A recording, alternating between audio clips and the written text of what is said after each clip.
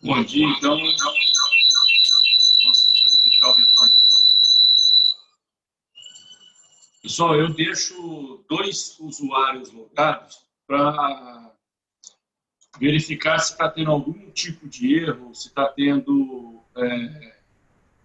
de qualquer forma, alguma dificuldade no acompanhamento.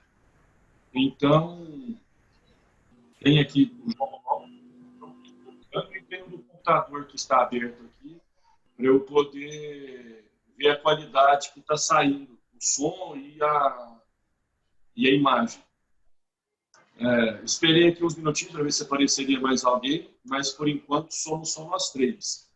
Então, vamos começar para a gente poder cumprir com o horário e finalizar do jeito que for possível.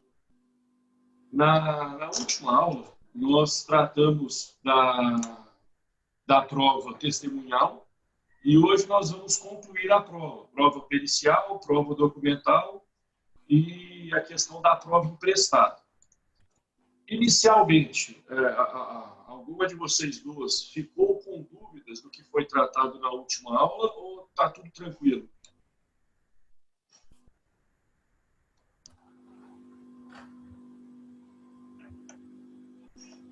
Tudo tranquilo? Então, vamos começar, então, pela prova pericial. A prova pericial, ela possui a sua previsão legal no artigo 464 do CPC. O artigo 464 do CPC, ele conta com a seguinte redação. Só um minutinho que eu já vou abrir aqui a tela para vocês.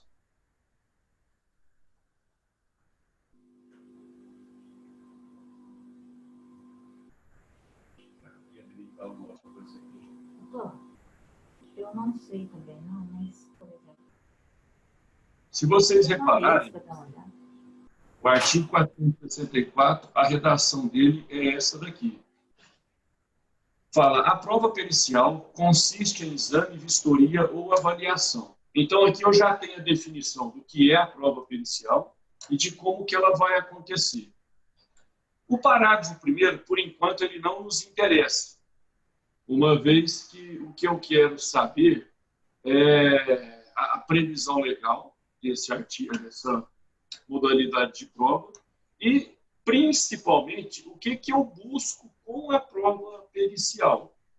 A prova pericial, o que eu vou buscar é a manifestação de um técnico, de um especialista na matéria.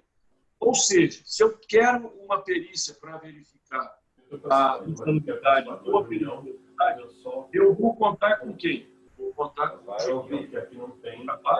ou com o médico disciplina do trabalho. Por outro lado, se eu pretendo ter uma produção de prova, a perícia profissional vai ter que ser através de uma perícia médica conduzida por um médico do trabalho. Então, para cada finalidade de prova que eu produzo... Demandas da reunião passada. Uma demanda pontual, de vários de nós, é sobre a flexibilidade. Pessoal, né? Eu falei muito da flexibilidade com os alunos. Ou é o da Celso ou da Irene. Bom dia. Sim, bom dia. Está dando retorno aí, se estiver incomodando alguém. Então, gente, essa prova produzida por um técnico, ela tem a finalidade de suprir a nossa carência enquanto juristas de assuntos que não são correlatos com a nossa formação. Explicando da forma como eu havia dito, se eu pretendo produzir uma prova de insalubridade ou periculosidade, eu devo nomear como perito alguém que possa esclarecer. Pronto. Só que a prova pericial, ela nem sempre será exigível ou ela nem sempre será aceita. Vou sair daqui, porque estou dando... Eu tenho a possibilidade de uma prova pericial não ser admitida quando o fato não depender de prova técnica, quando ela puder ser produzida de outra forma, ou quando a verificação for impraticável. Uma hipótese de verificação impraticável seria, por exemplo, uma empresa que sumiu com seus livros contábeis e não será possível submetê-los à análise pericial. Logo, se eu não posso levar isso à análise, é impossível verificar qualquer trecho que tenha nesse documento. Ou seja, a impossibilidade de produção de provas, ela representa, sim, uma hipótese em que a perícia será indeferida. Então, são essas três as hipóteses que geram o indeferimento da prova pericial. Retomando aquilo que está no caput do 464, as três modalidades de provas periciais que nós temos, então, seria exame, vistoria e avaliação. A prova pericial, na modalidade exame, ela diz respeito à análise da pessoa em si e também à análise de bens móveis e semoventes. Por esses três materiais, a prova que eu posso produzir é na modalidade exame. Um exemplo claro de prova pericial na modalidade exame seria a perícia médica. O que eu pretendo produzir com a perícia médica? Eu quero identificar se existe algum lastro entre a lesão apresentada e o acidente que supostamente eu coloco como responsabilidade dessa lesão. Então, aqui, a forma de produção dessa prova é na modalidade exame. De um outro lado, eu tenho a prova na modalidade vistoria. Aqui, o que eu vou produzir é a análise de imóveis. Ou seja, o seu José Osmar, ele alega que trabalha na construção civil e que o ambiente que ele trabalha é insalubre. Ou seja, eu preciso que vá alguém ao ambiente que o seu José Osmar trabalha e verifique de fato se lá o ambiente é insalubre. Então, aqui eu não vou analisar a pessoa ou o empregado. Aqui o que eu analiso é o local em que ele está trabalhando.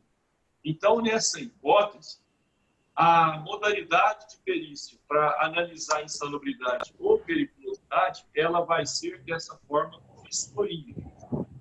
E a última forma seria a avaliação. Essa avaliação, ela nada mais é do que analisar documentos, analisar planilhas, analisar fotografias. Então, aqui eu avalio uma prova que já está no processo, ou uma prova que a parte deveria juntar no processo.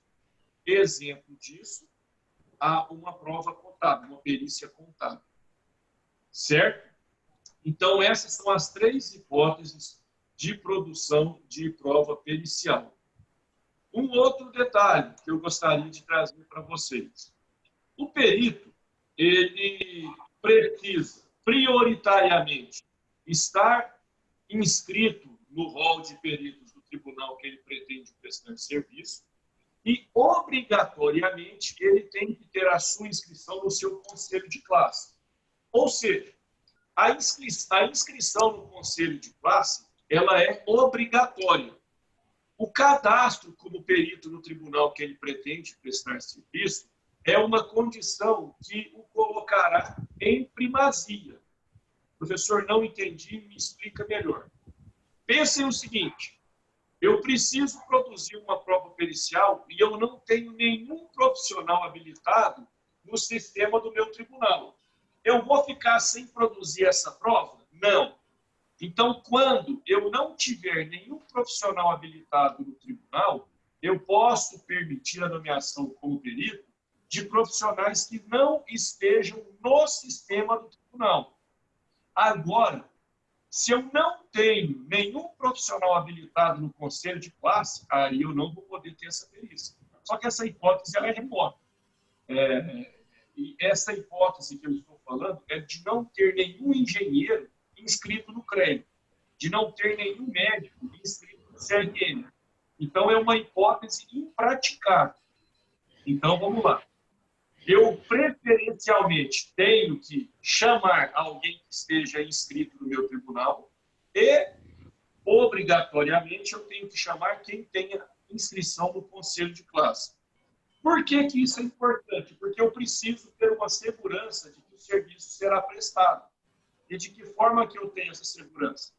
Se o perito não entregar o serviço dentro do prazo estipulado pelo juiz, ele será advertido pelo próprio tribunal, não podendo ser chamado para novas perícias no prazo de 2 a 5 anos, e a punição profissional vai ser o envio de um ofício para o conselho de classe e, assim, o conselho de classe possa, então, aplicar a punição que ele entender cabível, uma vez que não atender o chamado da justiça é uma transgressão ética disciplinar, ou seja, fica perfeitamente possível e aplicável a aplicação de sanção.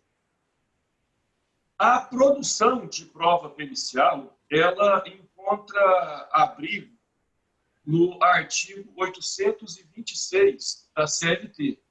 O artigo 826, ele tem a seguinte redação. Vou abrir para vocês aqui.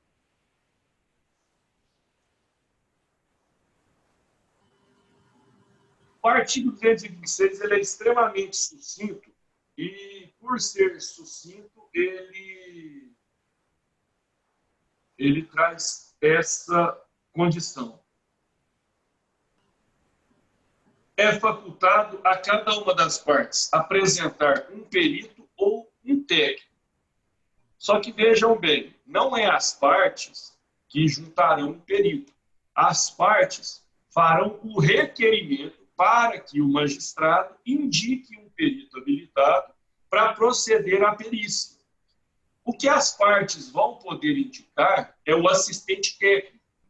E esse assistente técnico, para o trabalho do advogado, ele tem uma função muito importante, que é auxiliar a elaboração dos quesitos para o perito responder e auxiliar também a elaboração de um laudo para impugnar o laudo pericial. Ponto. O juiz, ele não está obrigado a julgar de acordo com o laudo pericial. No entanto, tem que ficar claro a condição de que, se ele não utilizar esse laudo pericial, ele precisa fundamentar a razão pela qual ele está desconsiderando. Primeiro, o laudo pericial ele não é um documento que vincula a decisão. E segundo, caso o magistrado não utilize a prova produzida pelo técnico que ele indicou, ele precisa justificar a razão pela qual ele não está fazendo isso. Me fizeram uma pergunta ontem à noite e eu achei ela extremamente relevante. Professor, vamos supor a seguinte situação. O juiz, ele nomeia um perito e cada uma das partes leva o seu assistente técnico. O juiz ele não concorda com o laudo pericial e ele entende que um laudo de impugnação de algum dos assistentes técnicos ele está mais correto, ele está mais próximo da realidade. Ele pode julgar de acordo com esse laudo do assistente técnico? A resposta é talvez. O magistrado, por ele não estar preso ao laudo pericial, ele vai poder formar o seu convencimento através da impugnação feita pelo assistente técnico. Portanto, embora esse documento não seja o laudo oficial, o laudo técnico do juízo, ele pode sim balizar a decisão do magistrado. O que eu não posso fazer, e por isso que eu disse talvez, eu não posso, por exemplo, determinar que esse laudo pericial seja retirado e que seja convertido em laudo oficial aquele que foi apresentado pelo assistente técnico. É isso que eu não posso fazer. Mas, se a convicção do magistrado é livre, ele vai poder formar o seu convencimento de qualquer maneira. Certo? Passemos para o próximo ponto. O perito, lembrando da testemunha, vamos voltar lá na prova testemunhal. O perito, ele não está compromissado da forma como acontece com a testemunha. Porém, o compromisso do perito, ele é ético e moral. O Então, o compromisso, o perito, ao aceitar o encargo de perito, ele está ciente de que não vai poder tomar partido, de que não vai poder apresentar o seu juízo de valor. O trabalho do perito resume-se exclusivamente em entendo que existe um nexo causal e a existência desse nexo causal poderia criar obrigação. Em nenhum posicionamento, o perito vai utilizar o tempo verbal indicando que a culpa é de parte A ou de parte B. Isso não compete a ele.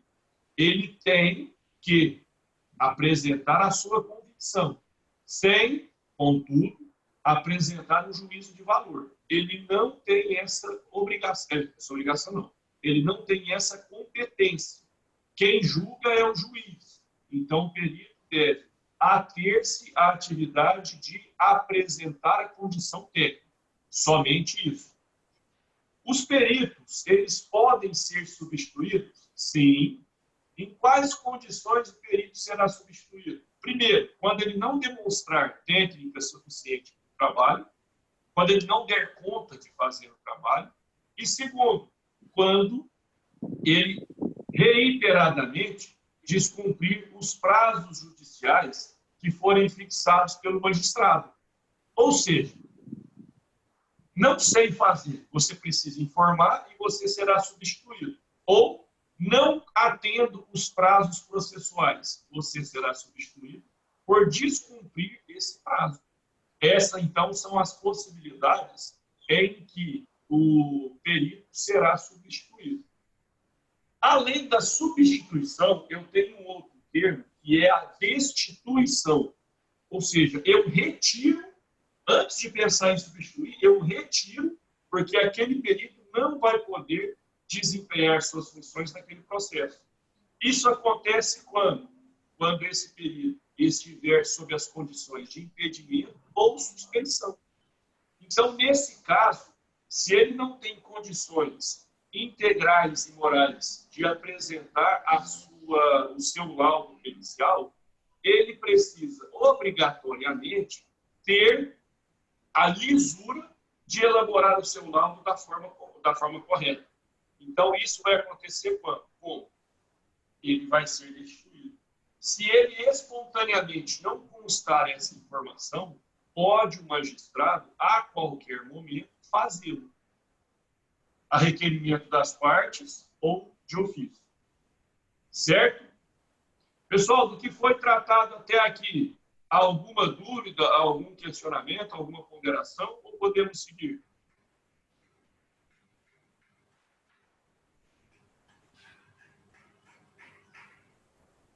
Vamos seguir, então. Eu vou abrir aqui na tela o artigo 790-B. Quem estiver acompanhando com a CLT pode abrir também. O artigo 790-B, ele tem a seguinte redação.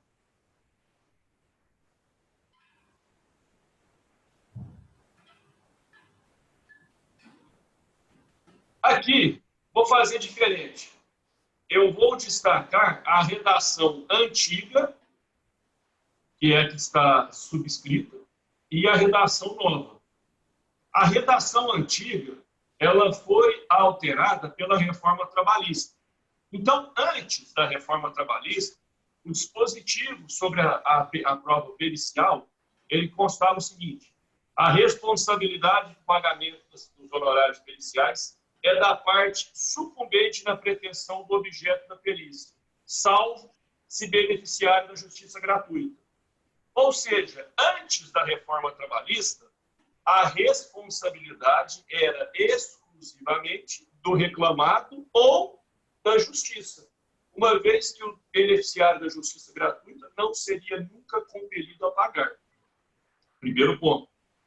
Agora, a redação nova, ela ganhou o seguinte corpo. A responsabilidade pelo pagamento dos honorários periciais é da parte sucumbente na pretensão objeto da perícia, ainda que beneficiário da justiça gratuita. Ou seja, a prova pericial, ela vai ser arcada, ela vai ser suportada por aquela parte que perdeu o objeto.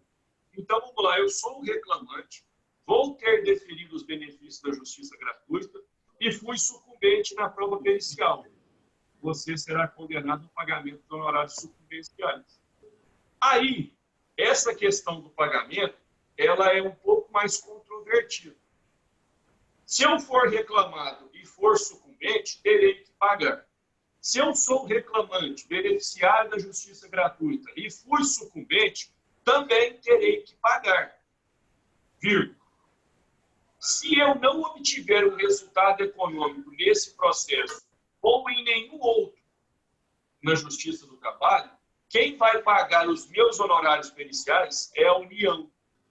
Então, isso representa, na prática, o seguinte: o beneficiário da justiça gratuita, ele só vai arcar com os honorários periciais se e quando ele não obtiver um proveito econômico nesse processo judicial ou em algum outro da Justiça do Trabalho.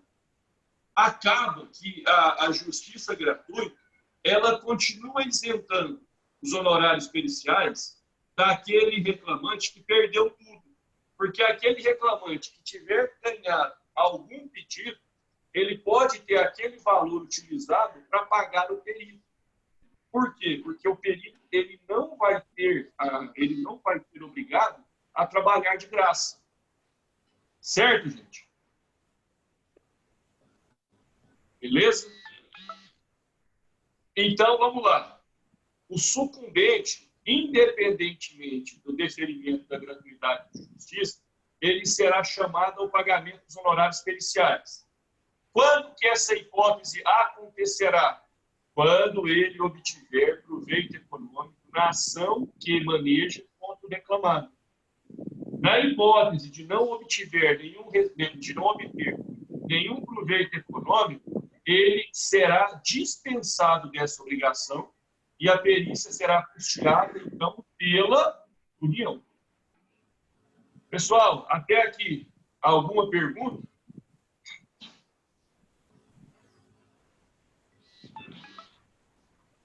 Vou entender que não há pergunta.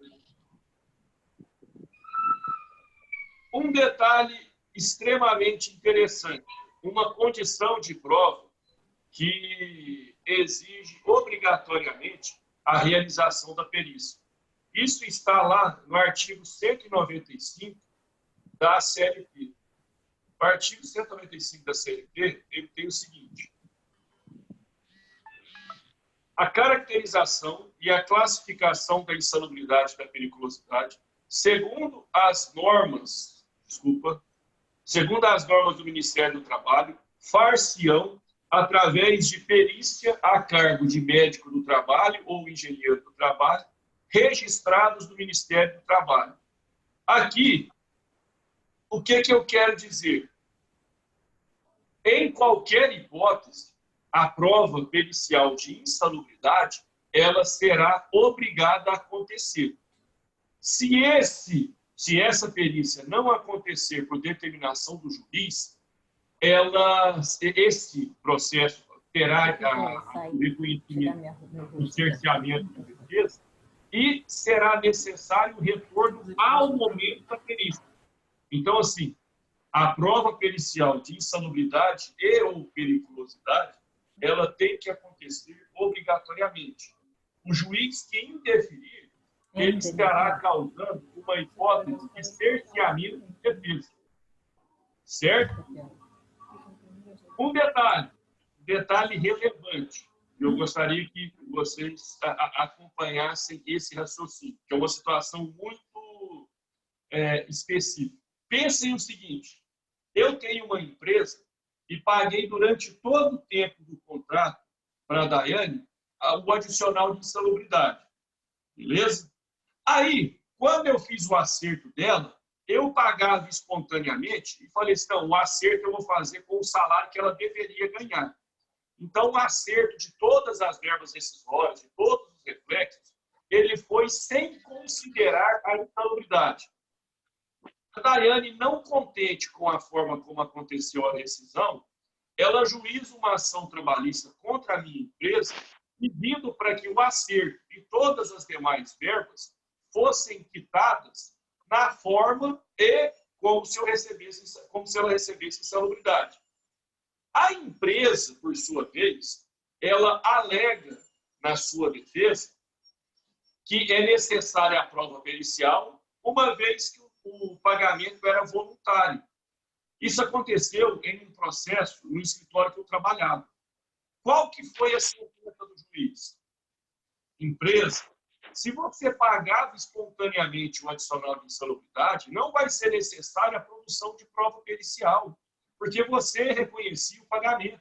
Então, se você reconhece o pagamento, todo o acerto vai ter que ser feito com base no adicional de insalubridade, ainda que eu não tenha a convicção de que lá é um ambiente insalubre.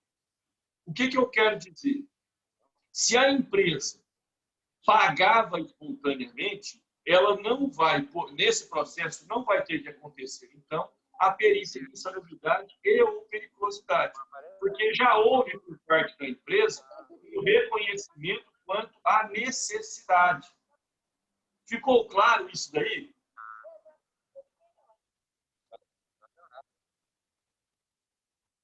Pessoal, ficou claro? Vou entender que sim. Obrigado, Núbia. Um trecho importante e que causa muita dúvida aos alunos e automaticamente aos que estão fazendo a prova da ordem. No que tange à segunda perícia. A segunda perícia, ela é admissível no processo do trabalho, ela é compatível com o processo do trabalho e ela encontra redação no artigo 480 do CPC, que fala o seguinte: o juiz determinará de ofício ou a requerimento da parte contrária a realização de nova perícia quando a matéria não estiver suficientemente esclarecida. Voltando aqui a atenção somente para mim. Nessa hipótese aqui, o que eu preciso saber? Aquilo que foi produzido pela primeira perícia permanece. Essa segunda perícia, ela tem a função de completar a primeira perícia. Ou seja, eu tenho o perito A e o perito B. O perito A foi responsável pelo começo e o perito B foi responsável pela conclusão. Eu não desconsidero a primeira perícia e essa segunda perícia, ela jamais vai substituir a primeira. E mais, além de não substituir a primeira, essa segunda perícia, ela terá mantido o mesmo objeto da primeira perícia. Ou seja, eu não posso alterar o objeto que eu pretendia produzir naquela primeira perícia. Professor, eu não entendi. Pense no seguinte: o empregado, ele ajuizou uma ação alegando que ele trabalhava na máquina X e essa máquina tinha uma quantidade de vibração que implicava no pagamento da insalubridade. Por sua vez, a primeira perícia não foi conclusiva. Uma eventual segunda perícia não vai poder determinar que o objeto seja uma outra máquina. Se eu falei que trabalhei naquela máquina, se fiz os quesitos para aquela máquina, se fiz tudo dessa maneira, eu não vou poder pedir a substituição do objeto da perícia. O objeto, os termos, a condução sempre será com base naquela da primeira perícia.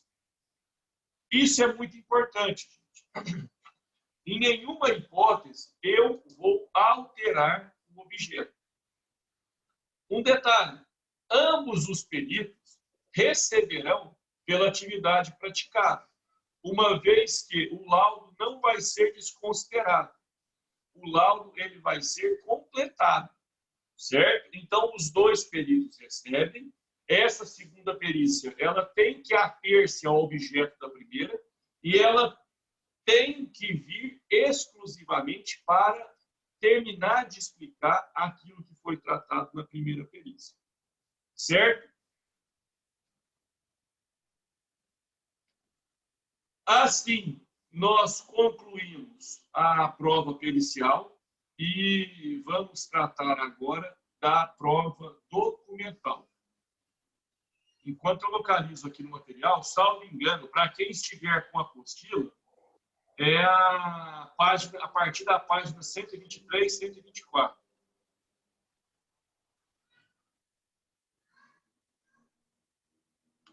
A prova documental, gente, ela está apresentada para a gente no artigo 830 da CLT. O artigo 830 da CLT, ele fala o seguinte: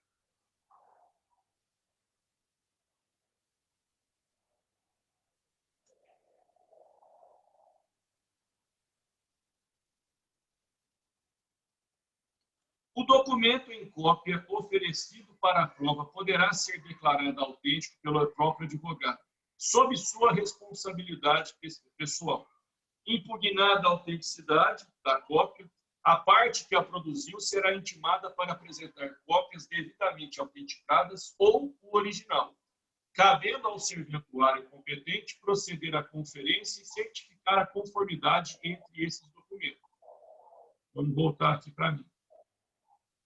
Isso quer dizer que a prova documental ela será apresentada pelo advogado e, até que se prove o contrário, ela será reconhecida como autêntica e verdadeira. Aquele que questionar essa veracidade, essa autenticidade, ele deverá demonstrar indícios para que isso seja levado adiante.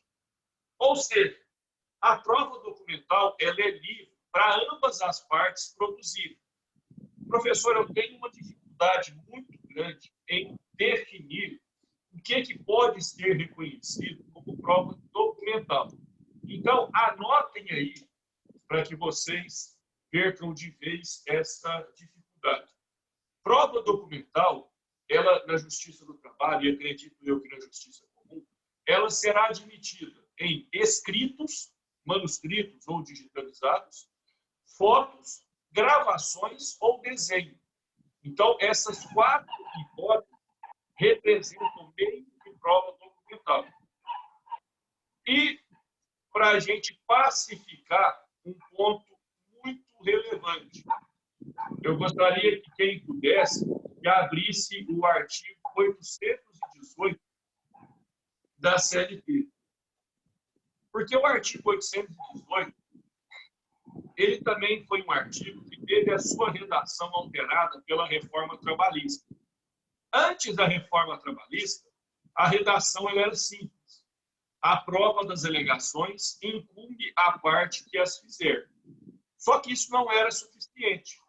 A partir daí, a partir da reforma trabalhista, a nova redação ela deixou claro o ônus e o momento em que ela deve acontecer. Então, a nova redação do artigo 818. O ônus da prova incumbe ao reclamante quanto ao fato constitutivo do seu direito. Então, se é ao reclamante quanto ao fato constitutivo, em qual momento processual ele vai ter que juntar esses documentos? É uma pergunta reflexiva. Na inicial. Então, se ele precisa juntar na inicial, em que momento que o reclamante deverá desincumbir-se desse ônus? No momento da propositura da ação. Então, vamos lá. O ônus do reclamante deverá ser desincumbido no momento da produção, no momento do ajuizamento da ação. Ao ajuizar a ação, ele vai ter que ter, então, todas as provas que ele pretende produzir. Segundo momento. Na verdade, o inciso 2.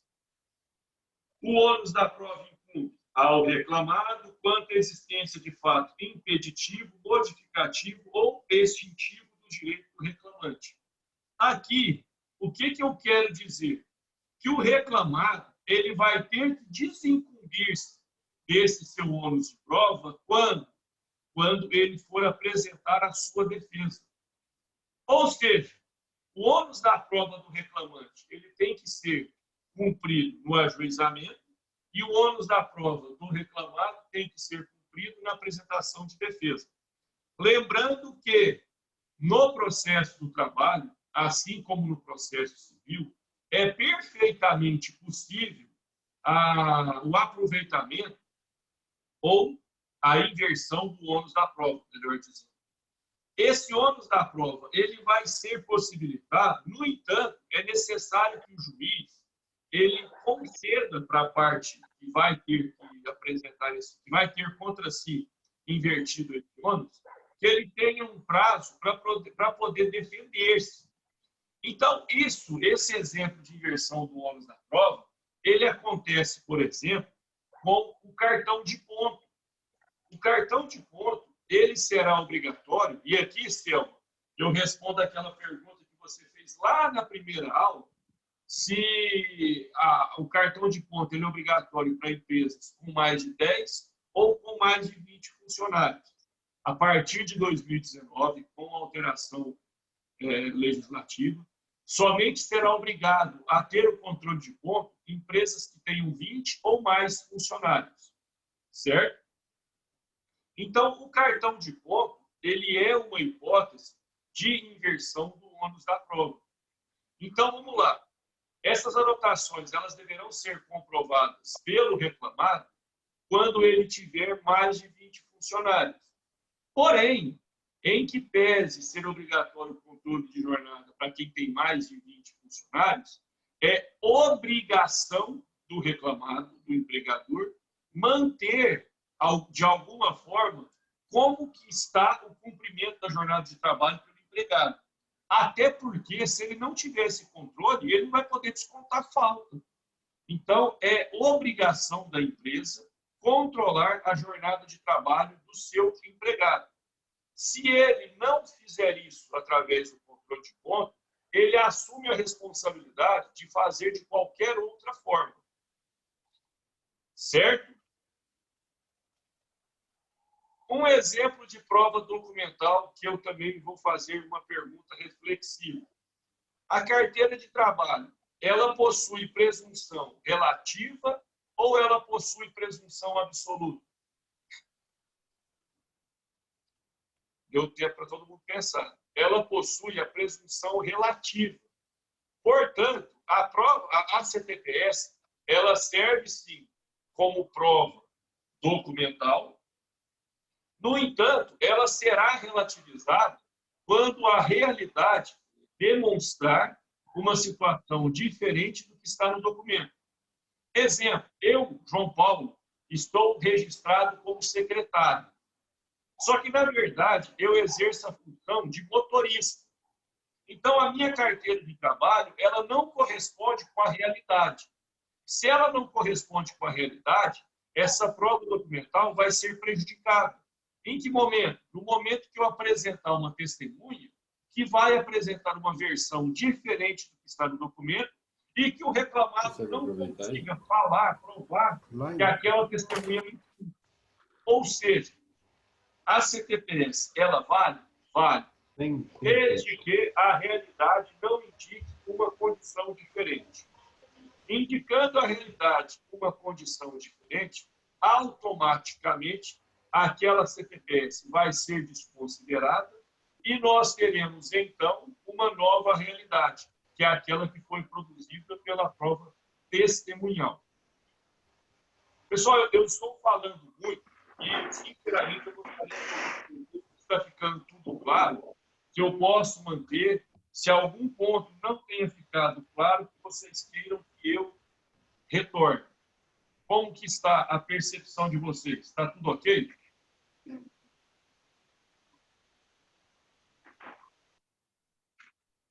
Um de cada vez.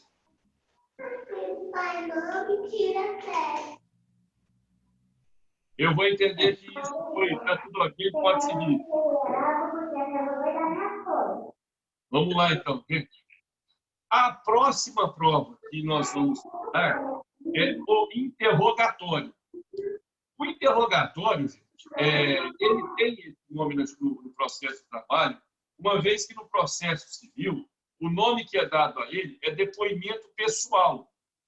A Justiça do Trabalho, ela não utiliza essa terminologia.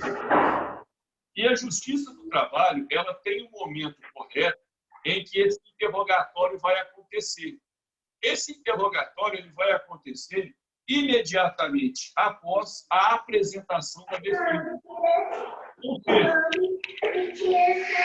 o microfone ligado está dando retorno. Eu não consigo ver de quem que é. Se alguém puder olhar aí o microfone que está aberto. Então, como eu estava dizendo, essa prova, esse depoimento pessoal, ele vai acontecer imediatamente após a realização da defesa, ou seja, após comprovar que a defesa foi juntada no processo, ou após essa defesa oral acontecer. Então, esse interrogatório vai ser imediatamente após a defesa e imediatamente antes a oitiva das testemunhas. O depoimento ou o interrogatório, ele obrigatoriamente acontecerá antes do depoimento testemunhal. Porque é necessário que as partes falem antes, porque eu posso ter, por exemplo, a hipótese de confissão. Aí, o fato confessado não depende de prova testemunhal. Então, eu primeiro ouço as partes, interrogo as partes, e a partir daí eu faço a prova testemunhal. Certo? Então, qual é a finalidade? O que é que eu busco com o interrogatório? Eu busco exclusivamente a confissão quanto aos fatos de direito e quanto àquilo que eu narro na minha petição. Então, a única finalidade buscada com o interrogatório é obter a confissão. Um detalhe, e aí para ficar ainda mais claro, eu não posso pedir o meu depoimento, o meu interrogatório. Eu, obrigatoriamente, vou ter que pedir o interrogatório da parte contrária.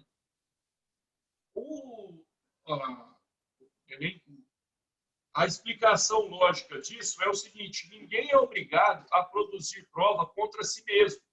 Então, se eu for falar, eu estou dando uma possibilidade da parte contrária conseguir a minha confissão.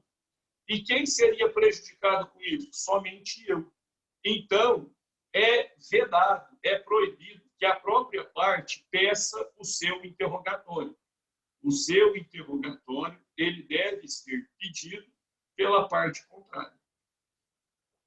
Certo? Professor, mas eu posso, então, entrar mudo e sair calado no meu processo? Sim. Isso vai acontecer pela seguinte situação. A sua versão dos fatos, ela já foi apresentada pelo seu advogado. Então, você não precisa reproduzir aquilo que seu advogado já falou. Certo? Agora, nós vamos tratar sobre a prova emprestada. A prova emprestada, ela encontra previsão no CPC, no artigo 372. O artigo 372 do CPC, ele fala que é admitido a utilização de algum instrumento probatório produzido em outro processo. Mas vamos lá. Na Justiça do Trabalho, não é algo tão simples assim. A Justiça do Trabalho, a produção da prova emprestada, ela é admitida? Sim. Ela é compatível? Também sim. No entanto, eu não posso permitir que a minha prova principal seja desconsiderada. Por quê? Porque essa prova emprestada, ela tem que primeiro ser admitida quando não houver nenhum outro meio de prova que possa provar aquilo que eu pretendo trazer. Um exemplo que aconteceu já, e o tribunal e o TST foi chamado a manifestantes. Pensem a seguinte situação. O Ivan, ele trabalha junto com o seu José Osmar. Só que o seu José Osmar, ele já processou a empresa e perdeu o pedido de insalubridade. O Ivan, por sua vez, ele ajuiza uma reclamatória trabalhista pedindo o deferimento do pagamento de insalubridade por todo o período. Essa empresa, ela impugna esse pedido de prova pericial e apresenta a perícia que foi feita no processo do seu Osmar, do seu José Osmar. Nesse caso, o juiz, se ele indeferir a prova pericial no processo do Ivan para aplicar a prova emprestada no processo do seu José Osmar, ele estará cometendo um erro processual. Porque se eu tenho outro meio de prova para conseguir produzir essa insalubridade, o juiz não poderia, em nenhuma hipótese, admitir que o juiz suprimisse essa produção. Ou seja, nesse exemplo que eu estou dando para vocês, que eu falei que já aconteceu, o juiz de primeiro grau, ele acatou a prova emprestada e indeferiu a prova pericial. Por algum momento, o tribunal confirmou essa questão. Chegou no TST, o TST virou e falou assim, bichão,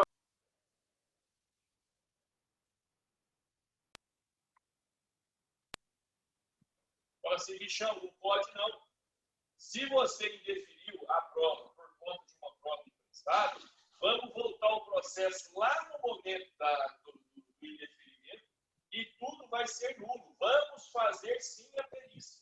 Essa perícia ela tem que obrigatoriamente acontecer. Eu não posso, por meio de prova emprestada, impedir a produção de outro tipo de prova. Vamos lá. Se eu não tenho meios de produzir prova por outra forma, exceto a prova emprestada, qual que é, então, a atividade esperada pelo juiz? O juiz vai ter que abrir, então, um prazo para que a parte contrária se manifeste acerca dessa prova emprestada. Ele vai ter que discutir se ela é válida ou não, e se ela não for válida, por qual motivo ou o que a torna inválida. Então, para a gente concluir, a prova testemunhal, ela é admitida? Sim. Tem efeito de trazer a primazia da realidade. A prova documental, ela é admitida? Também sim. Ela tem a segurança de trazer documentos oficiais que comprovem o que está sendo alegado. No direito do trabalho, é admitido a segunda perícia? Sim. No direito do trabalho, a prova documental, é permitido a juntada de novos documentos? Também sim, desde que seja dado espaço para a impugnação desses novos documentos. No processo do trabalho, na Justiça do Trabalho, é admitido a prova, o depoimento pessoal? Sim, mas sob a terminologia de interrogatório, onde eu nada mais busco do que a confissão. E mais, no processo do trabalho, é admitida a prova emprestada? Sim. Porém, eu preciso analisar se existia algum outro meio de produzir essa prova e se eu estou dando o prazo para que a parte contrária se insurja quanto a esse deferimento.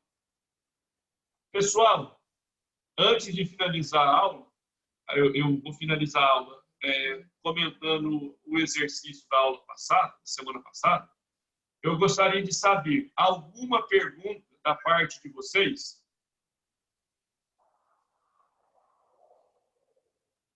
Não? João Paulo. Oi? Na prova emprestada, ela só é admitida quando? Não, ela sempre será admitida. Ela vai ser refutada quando eu puder produzir por outros meios, que seria o caso do exemplo que eu dei, do juiz desconsiderar uma perícia para pegar uma prova emprestada. Isso não pode, porque eu tenho outros meios de prova para poder produzir. Correto. Obrigada. Por nada. Pessoal, mais alguma pergunta? Não? Então vamos... Nós desabilitamos aqui os áudios. Oi? Eu acho que eu coloquei mute e aí estava perguntando se não estava ouvindo. Agora eu desabilitei. Não. Agora você ouviu? Estou ouvindo. Ah, sim. Quando você mencionou a respeito da prova documental, do controle lá, do registro do ponto, eu entendi que por essa nova regulamentação, não sei se foi o contrato verde e amarelo ou aquela lei anterior, passou a obrigar o empregador, a partir de 20 empregados, para manter o registro, para manter obrigatoriamente exposto o registro. Mas o controle, qualquer número de empregados, o empregador é obrigado a manter, não é isso? Sim, é obrigação dele. Uhum. E quando eu te perguntei a primeira vez lá sobre aquele ponto britânico, é porque sempre existiu essa dúvida, né? Eu fui servidora por um tempo, a gente sempre assinou aquele ponto britânico, bonitinho, de 8 às 12, 13 às 17.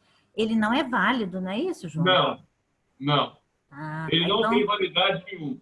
Então, se o Até empregador... porque o registro por exceção, ele não foi admitido pela MP, então não integrou a nossa lei. Ah, ótimo. Não, ficou claro, ficou muito bom. Deu para entender direitinho. Agora eu estou aprendendo a desabilitar aqui para não pegar interferência, né?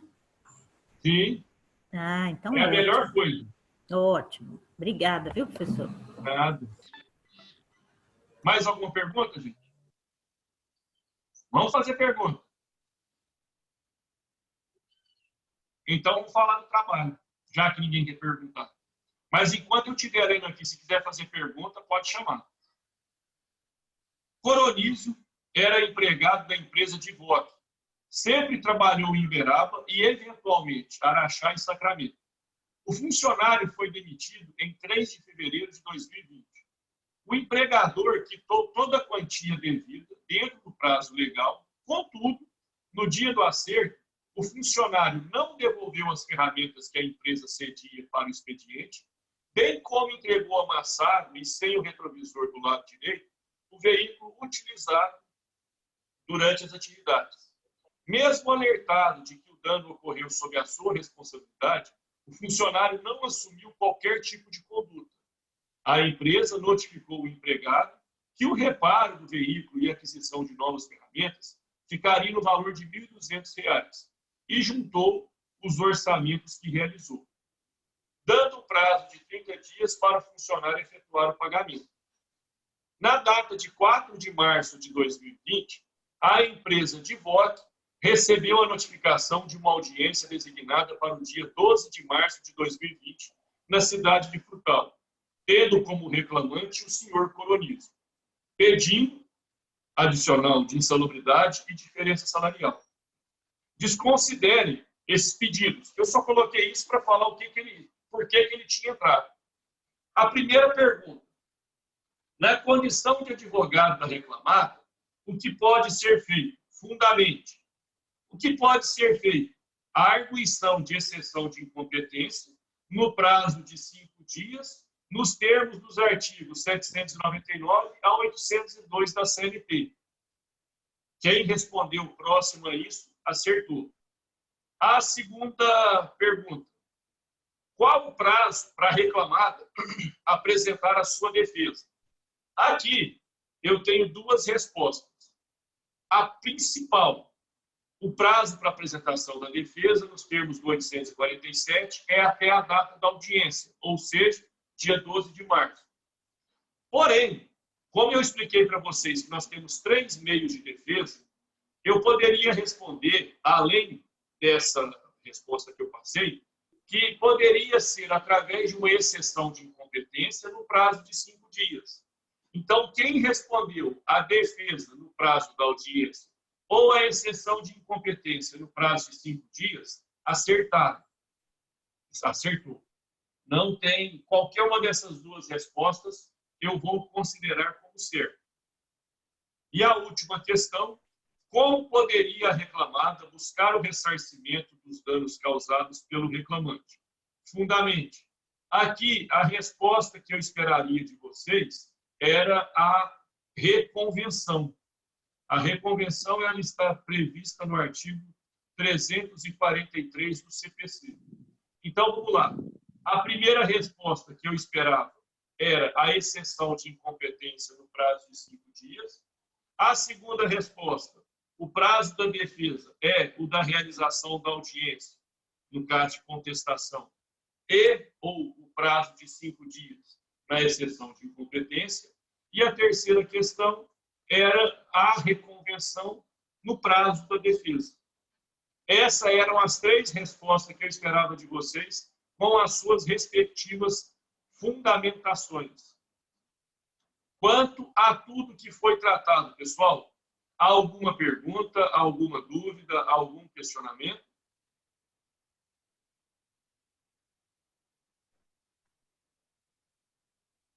João, Não? Oi. João, em relação a essa última pergunta, eu até coloquei o embasamento legal do CPC, o 343, mas não sei se por influência da UAB, né, desses treinamentos que a gente às vezes vem fazendo, eu coloquei, assim, com base numa última peça ou numa penúltima que caiu, uma contestação acumulada com reconvenção. Também tá válido, porque tem aqueles os artigos da CLT que são aplicados, né, que promovem a aplicação subsidiária do CPC, não é isso? Perfeito. Ah, então que ótimo, porque fiquei na dúvida. Nós trocamos muita ideia, viu? Essa parte foi bacana porque os colegas que têm hábito de interagir, a gente conversou muito sobre ela. A melhor coisa que tem é o diálogo. O diálogo ele ajuda. Está sendo, assim, está sendo horrível ter que ficar preso, mas a gente está se adaptando a outros meios de aprendizado também. Que legal, né? Não, que Deus abençoe que seja só mais esse mês de isolamento. Amém, amém. Deus te ouça. Certinho, gente? Muito obrigada, viu, João? Bom, abraço para todo mundo. Abraço com álcool em gel, na verdade. Quem puder, fique em casa, lavem as mãos e que nada de ruim aconteça com vocês ou seus familiares. Todos com Deus, gente. Tudo de bom. Amém. Com Deus também.